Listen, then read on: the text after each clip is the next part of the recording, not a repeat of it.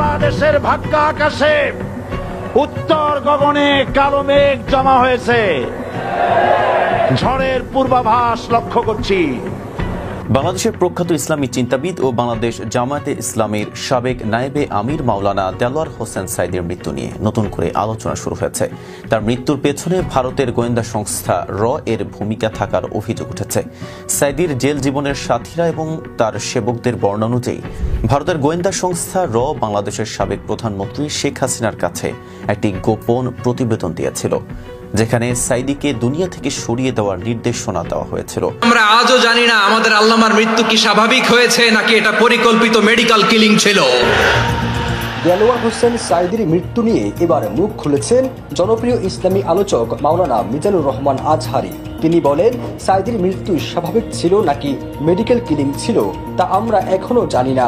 আল্লামা দেলোয়ার হোসেন সাঈদীকে বিনা অপরাধে জেলে বন্দী রেখে মৃত্যুর দিকে ঠেলে দেওয়া হয়েছে বলেও মন্তব্য করেন তিনি। আধিপত্যবাদের বিরুদ্ধে সোচ্চার ছিলেন, ফ্যাসিবাদের বিরুদ্ধে সোচ্চার ছিলেন। আল্লামা দেলোয়ার হোসেন সাঈদীর মৃত্যু নিয়ে এবার প্রশ্ন তুলেছেন জনপ্রিয় ইসলামী আলোচক ডক্টর মিজানুর রহমান আজহারি। এটা কি স্বাভাবিক মৃত্যু নাকি পরিকল্পিত ছিল তা জানতে চেয়েছেন তিনি। সেই সাথে সরকারের কাছে এ বিষয়ে উচ্চতর তদন্ত করে গণমানুষের সামনে প্রতিবেদন প্রকাশের দাবি জানিয়েছেন তিনি। দেখেন, আমি বরাবরই একটা জায়গাতে সবসময় বলি যে যারা ধর্মীয় বক্তা আছেন তো তাদের প্রত্যেকেরই রাজনৈতিক পরিচয় থাকে। তারপর আমি মনে করি যারা খেলাধুলা করেন, অভিনয় করেন, সঙ্গীত শিল্পী আছেন, ধর্মীয় বক্তারা আছেন, কোনো দলের রাজনীতির সাথে না জড়ানো ভালো। তারপরেও অনেকে জড়িয়ে যান, যখন দল ক্ষমতায় না থাকে অপমানিত হন, লাঞ্ছিত হন। আজকের দিনে মাশরাফির নমুনা দেখেন, সাকিবের নমুনা দেখেন। তো অতীতেও যখন আওয়ামী লীগ ক্ষমতায় ছিল ইসলামী বেশ কিছু বক্তা, এর মধ্যে অন্যদের অনেক দোষ ত্রুটি আছে, আমি ওইগুলো সম্পর্কে কথা বলতে চাই না। তবে মাওলানা দেলোয়ার হোসেন সাঈদী সাহেব সম্পর্কে উনি পলিটিক্যালি একটা পরিচয় আছে, বাট আমি ওইটা তো ওনারে পছন্দ করি না। আমি ওনারে পছন্দ করি একজন কোরআনের পাখি হিসাবে। আসসালামু আলাইকুম প্রিয় দর্শক শ্রোতা ও আমার কলিজার ভাই ও বোনেরা, এতদিন পরে আমাদের কোরআনের পাখি দেলোয়ার হোসেন সাঈদী হুজুরের মৃত্যু নিয়ে চাঞ্চল্যকর তথ্য বেরিয়ে এসেছে। দর্শক শ্রোতা, সেই দেলোয়ার হোসেন সাঈদী হুজুরকে কিভাবে হত্যা করেছে ভারতের র দিয়ে নরেন্দ্র মোদীর হুকুমে মাফিয়া সরকার শেখ হাসিনা, সমস্ত কিছু তথ্য প্রমাণ সহকারে রয়েছে আজকের এই ভিডিওতে। এদিকে দেলোয়ার হোসেন সাঈদী হুজুরকে নিয়ে যে কঠিন মন্তব্য করেছেন আমাদের আরেক কোরআনের পাখি মিজানুর রহমান আজহারি হুজুর, সব কিছু মিলিয়ে আজকের এই ভিডিওটি খুবই গুরুত্বপূর্ণ। আপনি যদি এই কোরআনের পাখিদেরকে ভালোবেসে থাকেন অবশ্যই সম্পূর্ণ তথ্যটি জানতে পুরো ভিডিওটি দেখুন এবং প্রতিবাদ করার জন্য হলেও আজকের এই ভিডিওটি আপনার সোশ্যাল মিডিয়াতে শেয়ার করে দিন। দর্শক শ্রোতা, এই সেই কোরআনের পাখি যে কিনা মৃত্যুর আগেও একটি মুখ ভরা হাসি দিয়েছিলেন। আসলে সেদিন রাতে কি হয়েছিল হসপিটালে, কেনই তার মৃত্যুবরণ করেছিল, সব কিছুর চাঞ্চল্যকর তথ্য রয়েছে আজকে আমাদের এই ভিডিওতে। কিভাবে ভারতের আদেশে ভারতের র দিয়ে শেখ হাসিনা পরিকল্পিতভাবে সে দেলোয়ার হোসেন সাঈদী হুজুরকে হত্যা করেছে। দর্শক, কে কোন জেলা থেকে আজকে আমাদের এই ভিডিওটি দেখছেন অবশ্যই কমেন্টসের মাধ্যমে জানিয়ে দিন। দয়া করে আজকের এই ভিডিওটি আপনার সোশ্যাল মিডিয়াতে শেয়ার করে দিন। চ্যানেলে যদি নতুন হয়ে থাকেন প্রতিনিয়ত সবার আগে আপডেট নিউজগুলো পেতে আমাদের এই চ্যানেলটি সাবস্ক্রাইব করে রাখুন ও একটি লাইক দিয়ে দেখতে থাকুন সম্পূর্ণ ভিডিওটি। বাংলাদেশের ভাগ্য আকাশে উত্তর গগনে কালো মেঘ জমা হয়েছে, ঝড়ের পূর্বাভাস লক্ষ্য করছি। বাংলাদেশের প্রখ্যাত ইসলামী চিন্তাবিদ ও বাংলাদেশ জামায়াতে ইসলামীর সাবেক নায়েবে আমির মাওলানা দেলোয়ার হোসেন সাঈদীর মৃত্যু নিয়ে নতুন করে আলোচনা শুরু হয়েছে। তার মৃত্যুর পেছনে ভারতের গোয়েন্দা সংস্থা র এর ভূমিকা থাকার অভিযোগ উঠেছে।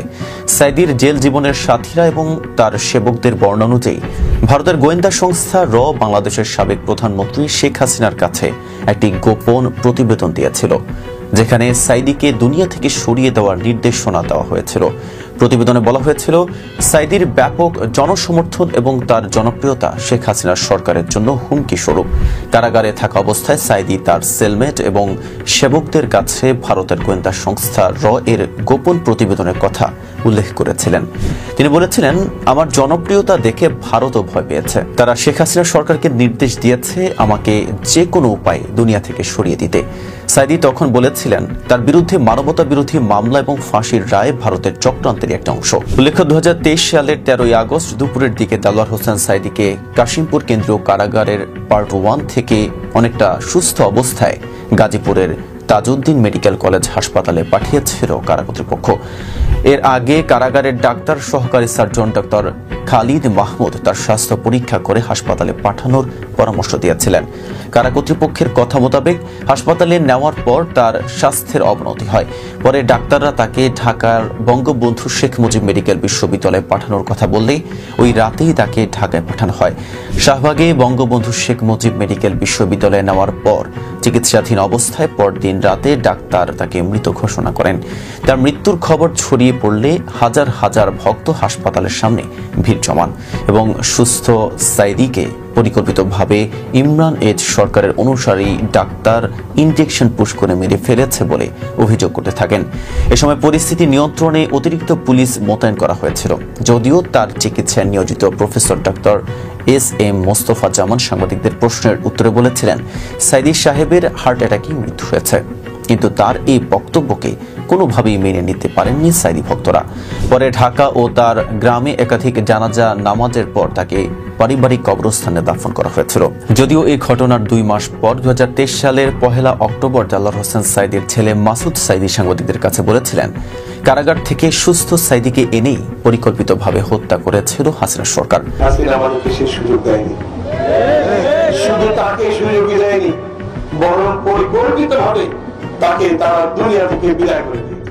দেলোয়ার হোসেন সাইদির কারা জীবনের স্মৃতিচারণ করে তার একজন খেদমতকারী সম্প্রতি বলেছেন, হুজুর 5 ওয়াক্ত নামাজ আদায় করতেন, কোরআন তেলাওয়াত করতেন এবং প্রতিদিন মধ্যরাতে তাহাজ্জুদের নামাজ পড়তেন।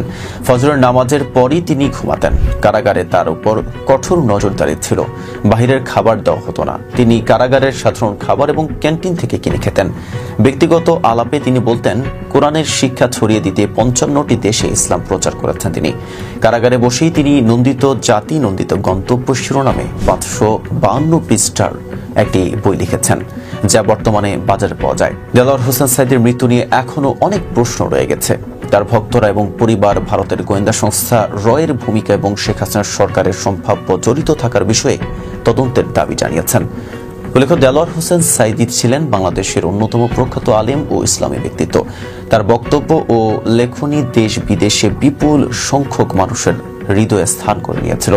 তিনি শুধু একজন ধর্মীয় নেতাই ছিলেন না, বরং তার রাজনৈতিক দূরদর্শিতা এবং ইসলামী মূল্যবোধের প্রতি অটল অবস্থান তাকে সাধারণ মানুষের কাছে প্রিয় ব্যক্তিত্বে পরিণত করেছিল। কিন্তু তার এই জনপ্রিয়তা এবং ইসলামী আন্দোলনের নেতৃত্ব দেওয়ার কারণে তিনি কিছু মহলের চক্ষুশূলে পরিণত হন।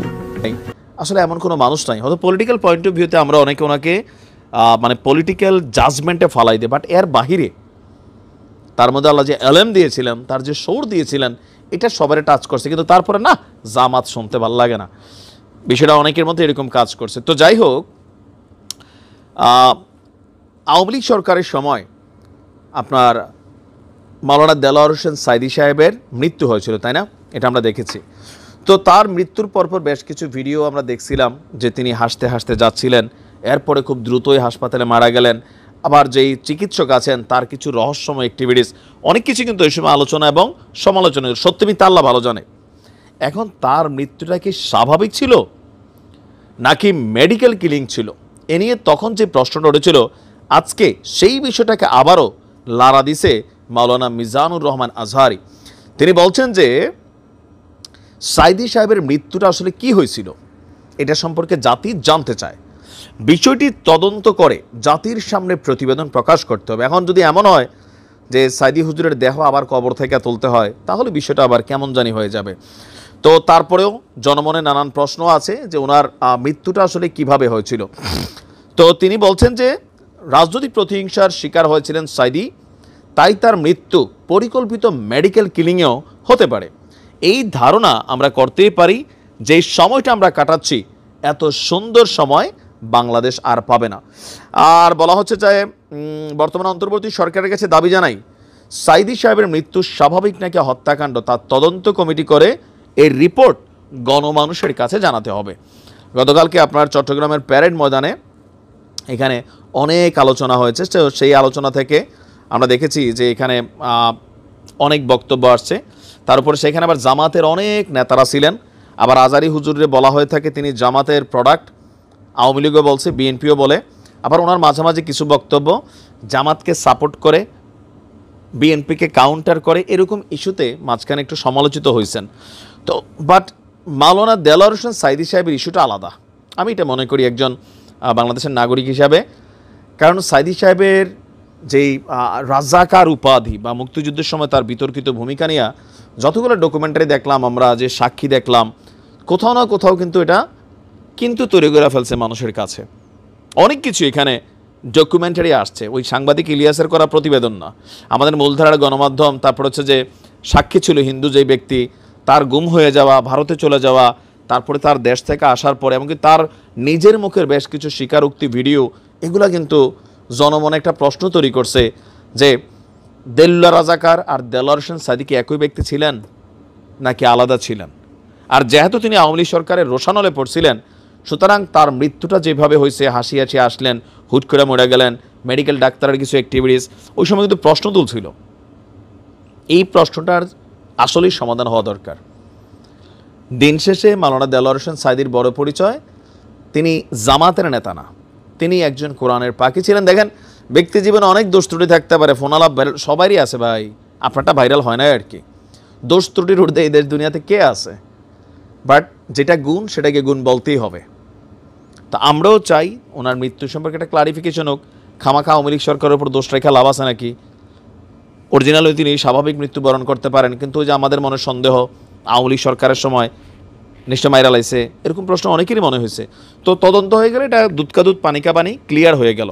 আওয়ামী লীগের উপরে যে কালিমা আছে সেটাও। দর্শক শ্রোতা ও আমার কলিজার ভাই ও বোনেরা, আপনারা সেই ভিডিও পরিস্থিতি দেখতে পারলেন। সেই ভিডিওটি দেখার পর যদি আপনার মনে কোনো মন্তব্য থাকে অবশ্যই কমেন্টসের মাধ্যমে জানিয়ে দিন।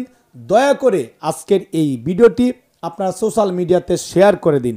সবাই ভালো থাকুন, সুস্থ থাকুন। দেখা হবে আবারও পরবর্তী নতুন একটি আপডেট নিউজ নিয়ে। আল্লাহ হাফেজ।